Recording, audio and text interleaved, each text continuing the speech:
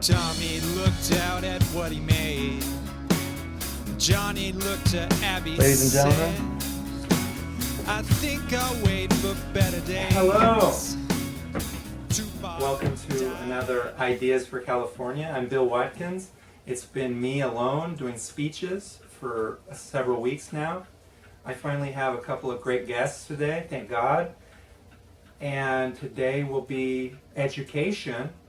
We're going to look at Los Angeles.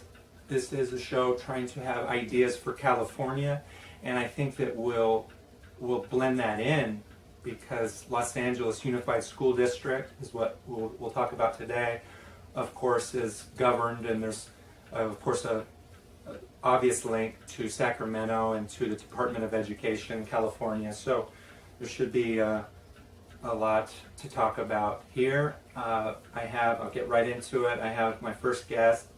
I'm very excited to have a friend of a friend, and we've talked, and I look forward to hearing some ideas and a point of view of a teacher in Los Angeles.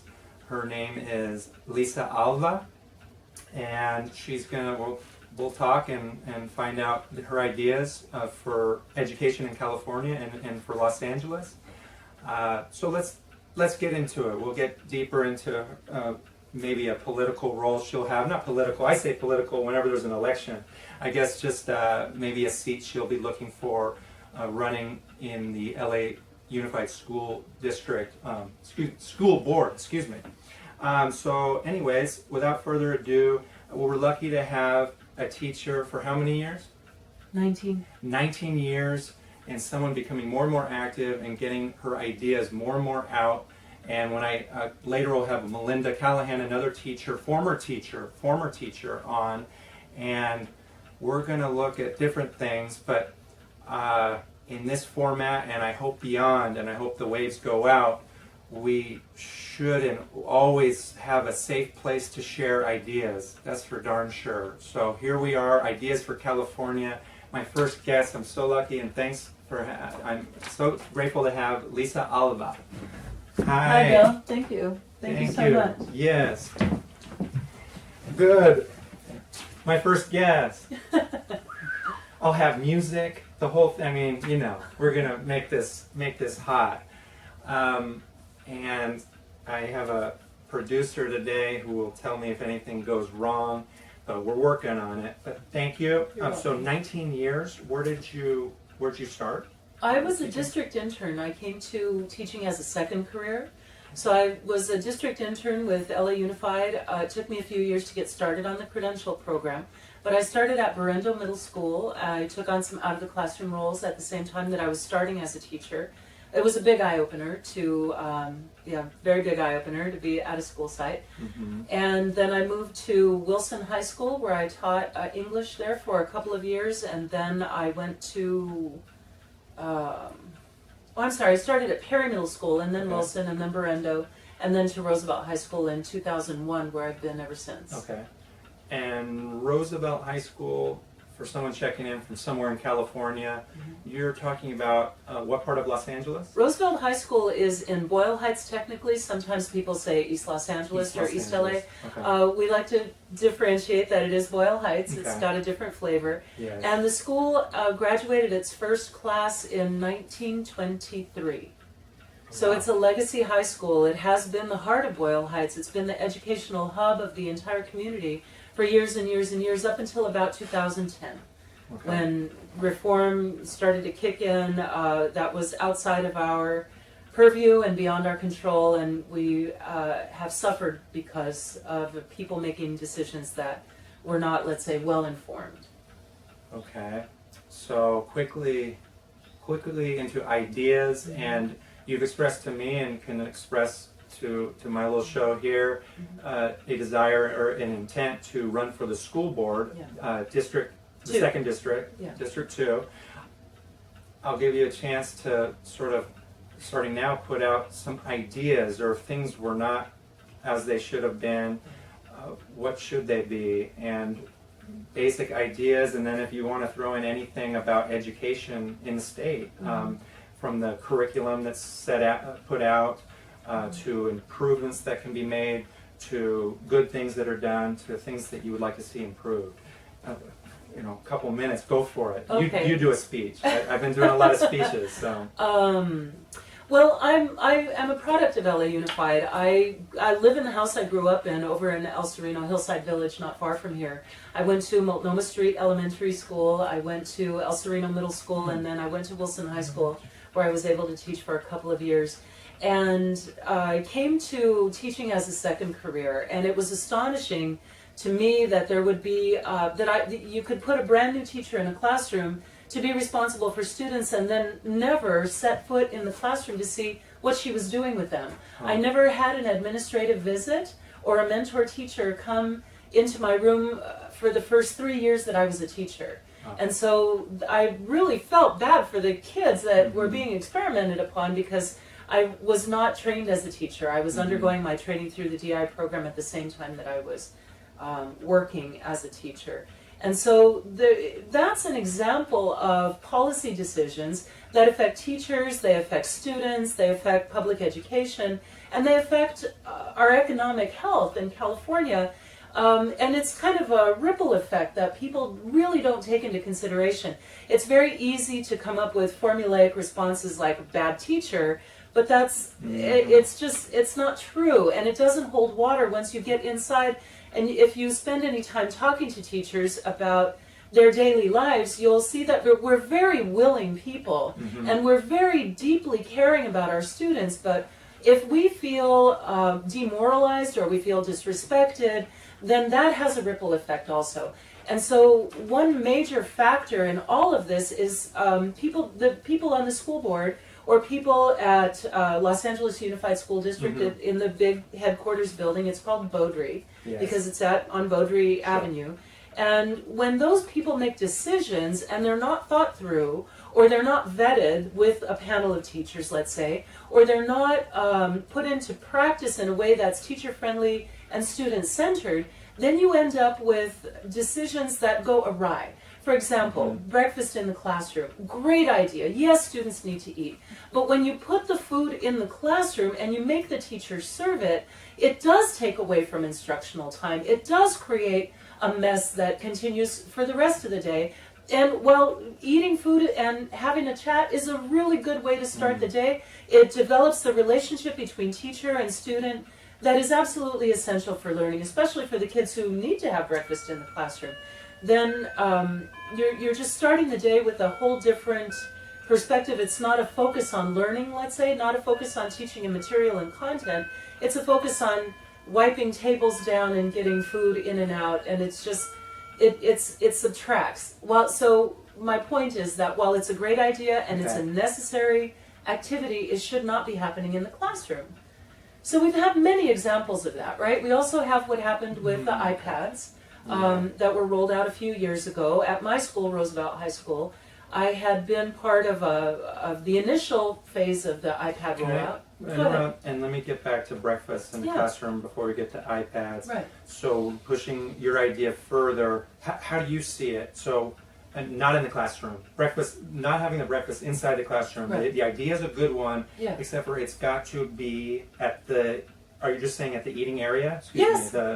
Yes, breakfast in the cafeteria. That's where it's supposed to happen. This is why we're doing ideas for California. It's so simple, and they require.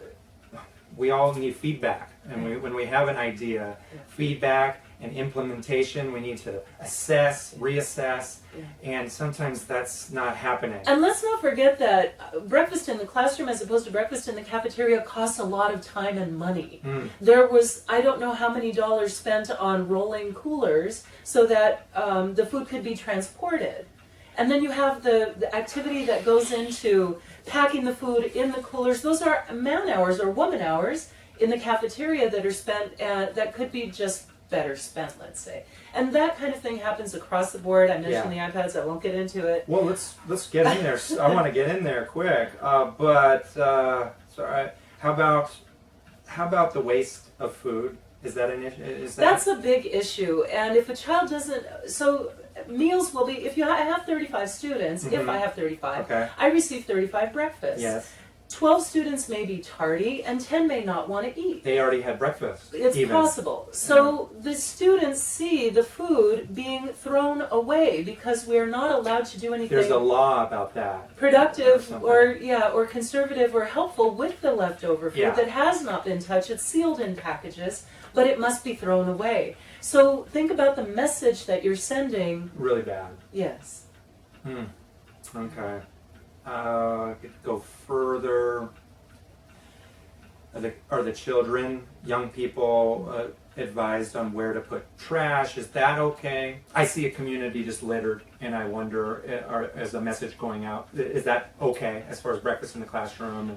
Well, you know, those even habits, though we're throwing away food. Yeah, so that's one issue, yeah. and it's not a good thing. I don't believe it's a good thing to encourage waste that way. But teachers, albeit they've disagreed with breakfast in the classroom, the teachers union UTLA has come out with a position for breakfast in the cafeteria and not in the classroom. Yes. But the teachers, bless them, are so willing that they do their utmost to keep the rooms clean, to keep the hallways clean. And so, I mean, any mother can really empathize with the dynamic of dealing with children that are asking questions and they need attention, and then you have food going on, you're trying to get a lesson put together, you have photocopies or textbooks that need to be, materials that need to be distributed, and then the whole, you know, you've got a million things going on at once. And let's not forget that students want the adults' attention, they want a teacher's attention,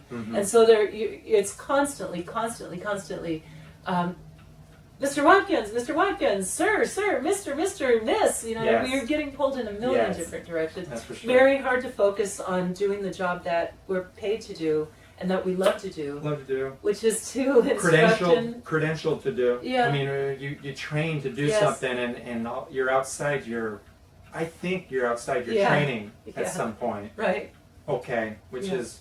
Okay, I think we almost killed breakfast in the classroom, but I like that. I love breakfast in the cafeteria. That's just someone with... I never was in the Navy, but it was in my life and my family members, and just doing things effectively and doing things in the right place at the right time. Yeah. It makes a lot of sense. To be efficient and cost effective. And cleanliness and being sanitary and doing that in the cafeteria. And there's a lot of reasons to do that. I mean, I've seen an ant problem at some schools. But you know, that's just one small example of a decision that the Board of Education makes that has such a huge impact on the classroom level. And let us keep in mind that there are only 6 hours in a classroom day, generally speaking. And so every moment is a precious moment.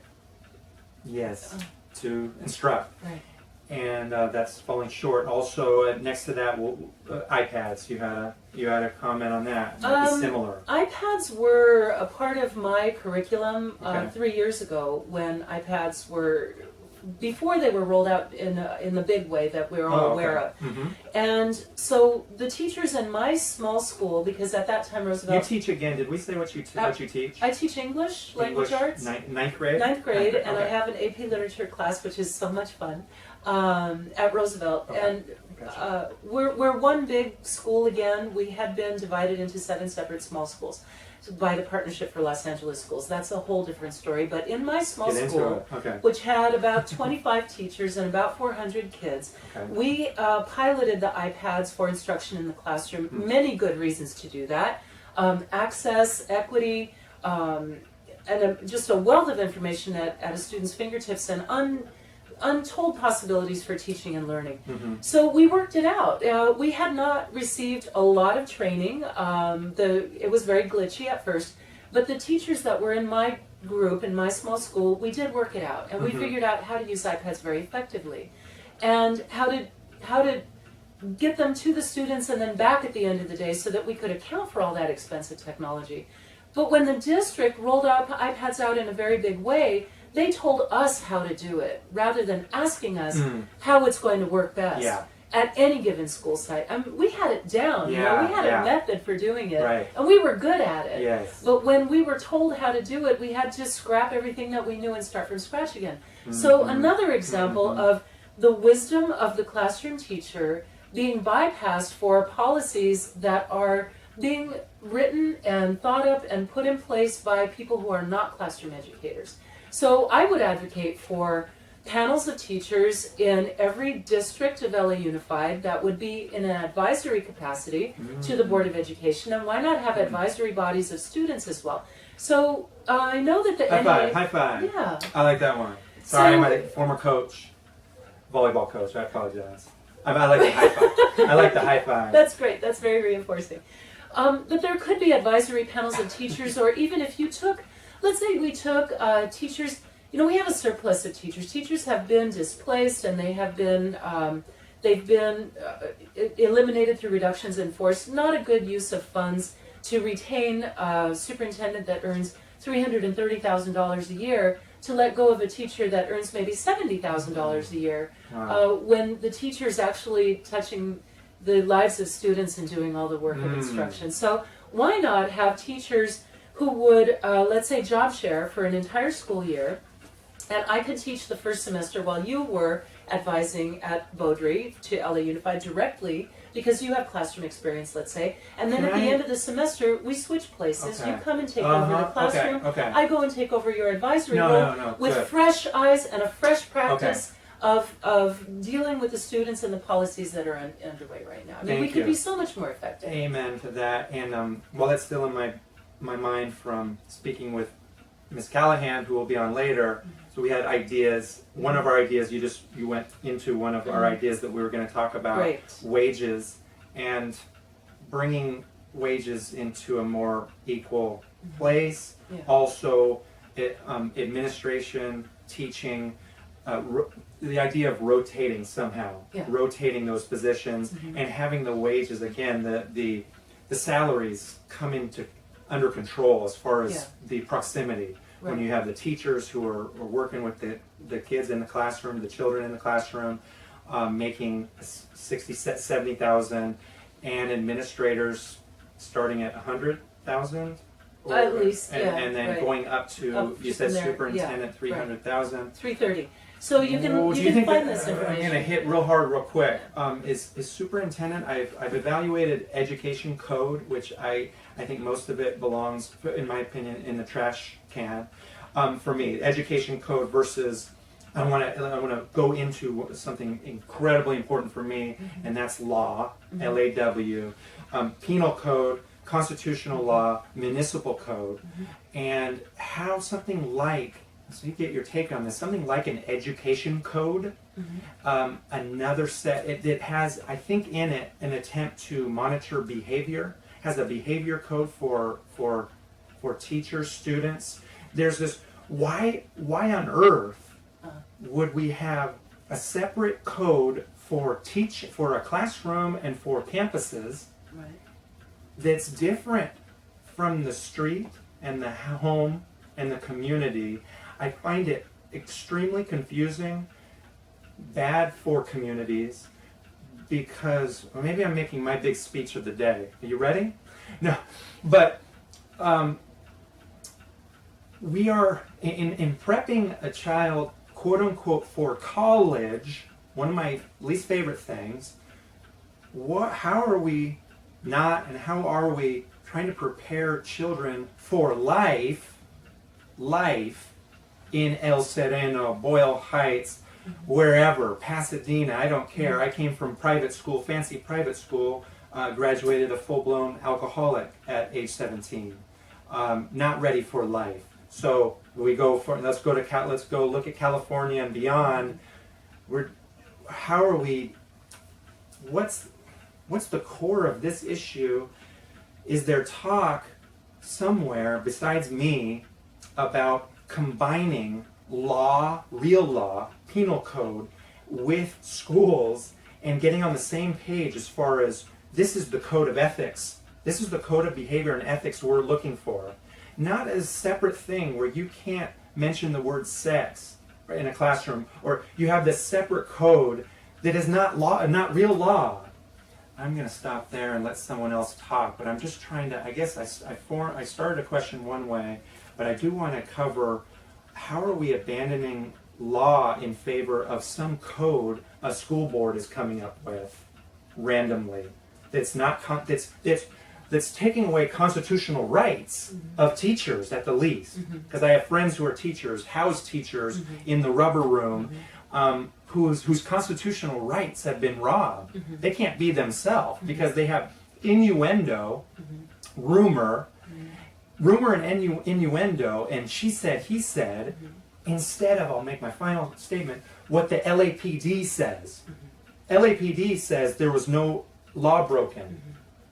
I brought a million thoughts to you, but I think there's one unifying one. It's why aren't we teaching, why aren't we valuing just real law in schools? If you can do that, and I'm going to take a sip.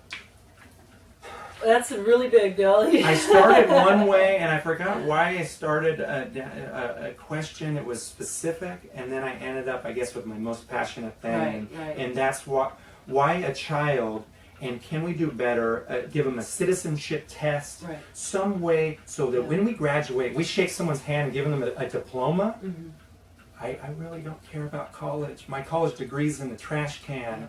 It's good for some people, not for other people. How are we giving a diploma and saying, great job, you got A's, and then they graffiti their local wall the next day? Oh, right. So there is a California Education Code, and it does provide for citizenship. And it's actually part of the Ed Code that a teacher teach morals, ethics, and United States citizenship in the classroom. It's incumbent upon us to do that. Okay. But when you get into local, very local, even school-based or classroom-based politics, there are so many people that disagree with how that should look, that it doesn't happen in any unified kind of way. Okay. So this is the problem. One major problem in LA Unified School District, it's not very unified. So when you're okay, so I'm going to go answer your question about the college curriculum and college preparation in terms of that unity question. Okay. Because there is a method, there is a mechanism for teaching both the citizenship and respect, relationships, responsibility among people at a school, no matter how old they are, what their relationships to each other are. And there is a way to ensure that every student is offered the opportunity to be college prepared or career ready, and to honor the choice that goes into all of that as for an individual, right? Yes. Okay, so the one cornerstone of this whole effort is the career technical education teachers and the career CTE program, career technical education. Okay. This is a course of classes that happens at most high schools where a student is offered an opportunity for a real-life certification. So at Roosevelt, we offer certification in computer programming, computer networking, police science, and Microsoft Office. So that a student, even as a sophomore or a junior, can earn a certification that is a professional certification that will actually make money for them immediately. Okay. Yes. Okay? So and not put them where you have to go to college to get anything out of this life. Yeah. Okay. Right. And that's this whole separate issue. Yeah. But everyone must go to college. I mean, Yeah. that's just, you hear this among the district. Yeah. Is super. I forgot to ask one specific question. I'm not going to go off into a rant again. Is superintendent? I studied the role. Is it too controversial? Is it old-fashioned? And is there real? How do I say this? Is there a great use for the position of superintendent today? Yeah. Oh yeah. Is it Because more than the face of LAUSD? They're also, I know that they're one more check and balance to how things are, but a chairman of the school board wouldn't be enough. No. Okay. No, you need a hands-on person at Beaudry with whom the buck stops. Okay. So back to career technical education. A superintendent could say, we are going to have a unified CTE or career technical education program, and here's how we're going to support it. And you could team up with local business or with Los Angeles businesses, Los Angeles government, Los Angeles unions of all kinds, trade unions could play a very big role. And I one time heard John Dacey, who was our former superintendent, in a Board of Ed meeting thanking a local, I think it was a Masons Union or Electricians Union, for all the good work that they do with our students. Well, why don't we know about that at Roosevelt High School? Why don't we have that opportunity for our kids? And so as long as we have a huge unified school district, why not make it truly unified in terms of offering pathways, like career pathways, that are fully supported with training for teachers, with opportunities for students, and involvement with, let's say, professional or trade-oriented advisory boards at schools, and let the school choose or let the students choose. There's plenty of choice in school now. It's just we're just talking about using it and supporting it in a different way, in a way that really is. And you could just sit down with any group of teachers and get not just the big idea, but you could, teachers are all about objectives, they're all about meeting standards, they're all about making plans to take little steps to reach that goal. Ask the teachers how it would roll out best for them. Yes. And there's your advisory panel again. Thanks for being here. Thank you. You're welcome. I appreciate it. It's Thank a you, good Bill. note. It's a good note because I try to do ideas for California. And we've come full circle. I had a rant in there. I'm trying to get my law thing, but then you brought it back to advisory boards and panels, teacher, student. I love that. Thanks. Anytime. It's just from coming up, not being listened to a lot, and I think a lot of us may have had that a little bit. Everyone's trying their best. I'm not blaming a parent or school even or anything, but the idea of a student panel, that's why I guess where I get really excited. Well, I got a million of them.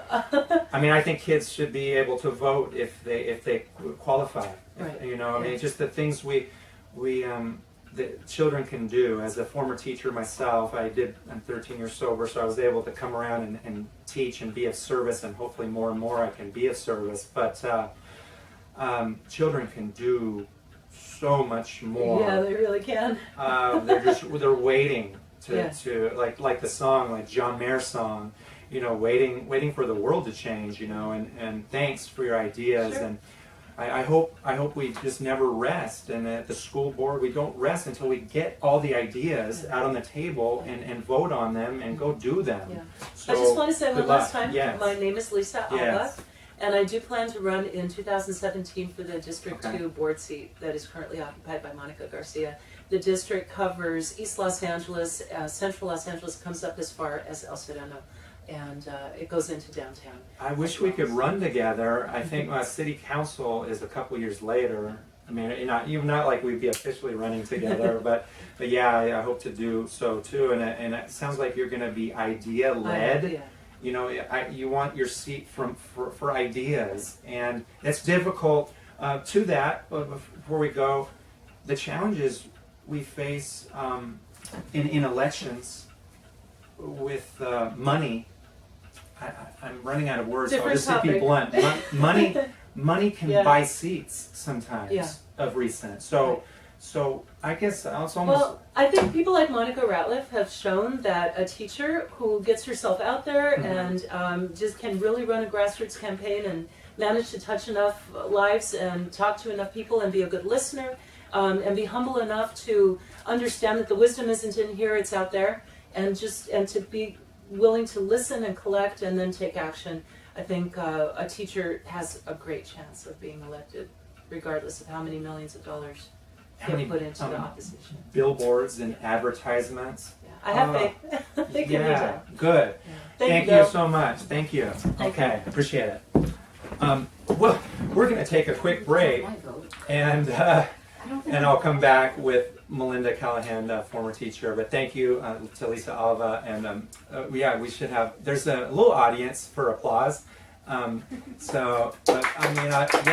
was nice. And.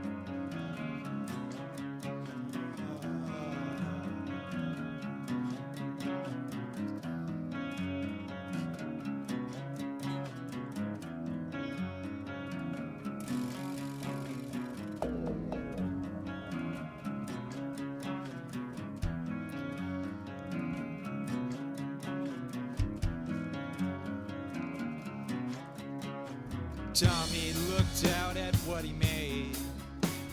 Johnny looked to Abby, said